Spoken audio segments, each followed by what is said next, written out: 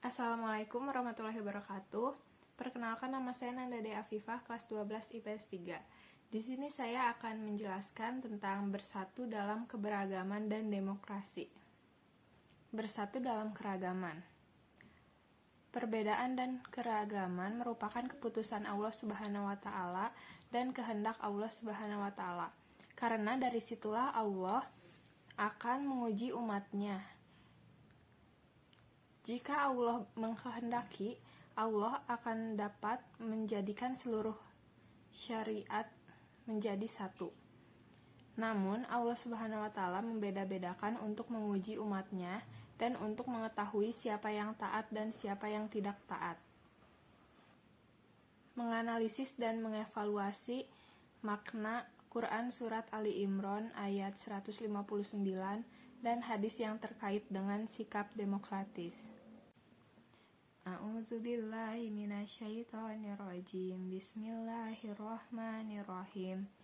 Fabima rahmati minallahi linta lahum walau kunta faddal ghalidal qalbi fadlum min hawlik fa'fu anhum wastaghfir lahum wasawwirhum fil amr faida azamta fatawakkal 'alallah innallaha yuhibbul mutawakkilin. Artinya, maka disebabkan rahmat Allah Subhanahu wa taala lah kamu berlaku lemah lembut terhadap mereka. Sekiranya kamu bersikap keras lagi berhati kasar, tentulah mereka menjauhkan diri dari sekelilingmu.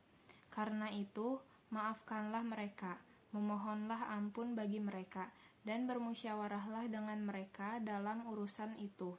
Kemudian, apabila kamu telah membulatkan tekad, maka bertawakallah kepada Allah Subhanahu wa taala. Sesungguhnya Allah Subhanahu wa taala menyukai orang-orang yang bertawakal kepadanya. Dalam ayat di atas tertera 3 sifat dan sikap yang secara berurutan tersebut diperintahkan untuk dilaksanakan sebelum bermusyawarah, yaitu lemah lembut, tidak kasar, dan tidak berhati keras. Meskipun ayat tersebut berbicara dalam konteks perang Uhud, tetapi esensi sifat-sifat tersebut harus dimiliki dan diterapkan oleh setiap muslim, terutama ketika hendak bermusyawarah. Adapun sikap yang harus diambil setelah bermusyawarah adalah memberi maaf kepada semua peserta musyawarah, apapun bentuk kesalahannya.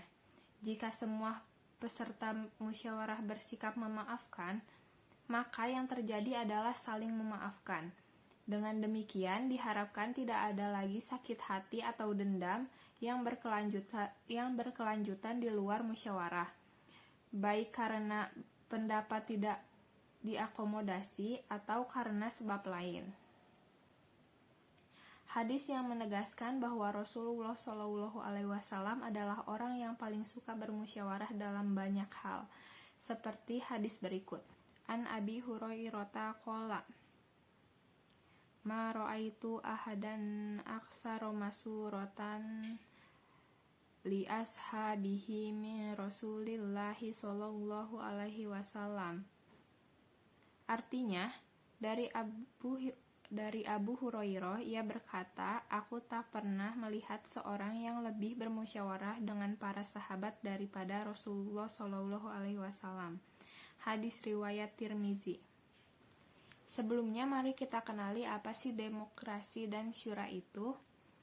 Yang pertama adalah syura.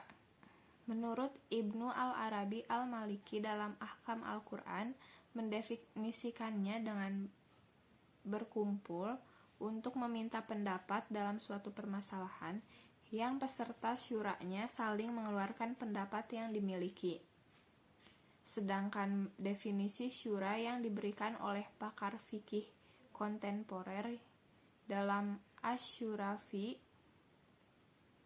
Ilmi al-Islami diantaranya adalah proses menelusuri pendapat para ahli dalam suatu permasalahan untuk mencapai solusi yang mendekati kebenaran. Yang kedua adalah demokrasi. Secara kebahasaan, demokrasi terdiri atas dua rangkaian kata, yaitu demos yang berarti rakyat dan kratos yang berarti kekuasaan. Secara istilah, kata demokrasi ini dapat ditinjau dari dua segi makna. Yang pertama adalah demokrasi dipahami sebagai suatu konsep yang berkembang dalam kehidupan politik pemerintahan, yang di dalamnya terdapat penolakan terhadap adanya kekuasaan yang terkonsentrasi dalam satu orang dan mengkehendaki peletakan kekuasaan di tangan orang banyak, rakyat, baik secara langsung maupun perwakilan. Kedua, demokrasi dimaknai sebagai suatu konsep yang menghargai hak-hak dan kemampuan individu dalam kehidupan bermasyarakat. Dari definisi ini, dapat dipahami bahwa istilah demokrasi awalnya berkembang dalam dimensi politik yang tidak dapat dihindari. Syura merupakan bagian dari proses berdemokrasi. Di dalamnya terkandung nilai-nilai yang diusung demokrasi.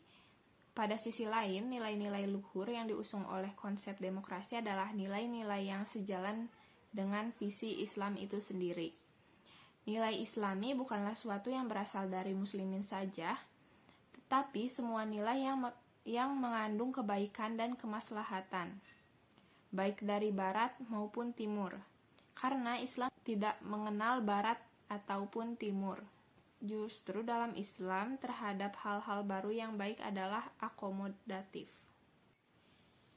Pandangan para ulama cendekiawan muslim tentang demokrasi. Pandangan dari Abul Ala al-Maududi. Al-Maududi secara tegas menolak demokrasi. Menurutnya, Islam tidak mengenal paham demokrasi yang memberikan kekuasaan besar kepada rakyat untuk menerapkan segala hal. Demokrasi adalah buatan manusia sekaligus produk dari pertentangan Barat terhadap agama, sehingga cenderung sekuler. Karenanya, Al-Maududi menganggap demokrasi modern merupakan suatu yang bersifat syirik. Menurutnya, Islam menganut paham teokrasi berdasarkan hukum Tuhan. Sedangkan menurut Salim Al-Bahasnawi, menurutnya demokrasi mengandung sisi baik yang tidak bertentangan dengan Islam dan memuat sisi negatif yang bertentangan dengan Islam. Sisi baik demokrasi adalah adanya kedaulatan rakyat selama tidak bertentangan dengan Islam, sementara sisi buruknya adalah penggunaan hak legislatif secara bebas yang dapat mengarah pada sikap menghalalkan yang haram dan mengharamkan yang halal. Karena itu, ia menawarkan adanya islamisasi demokrasi sebagai berikut. 1. Menetapkan tanggung jawab setiap individu di hadapan Allah. Yang kedua, wakil rakyat harus berakhlak Islam dalam musyawarah dan tugas-tugas. Yang ketiga adalah mayoritas bukan ukuran mutlak dalam kasus yang hukumnya tidak ditemukan dalam Al-Quran dan Sunnah.